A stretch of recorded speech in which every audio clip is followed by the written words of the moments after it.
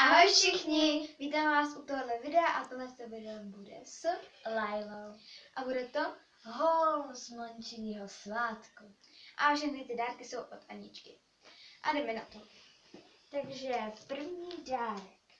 Je tahle ta propiska s květinovým vzorem a je z Anděl Přerov SRO.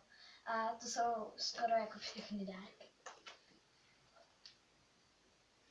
Druhý dárek.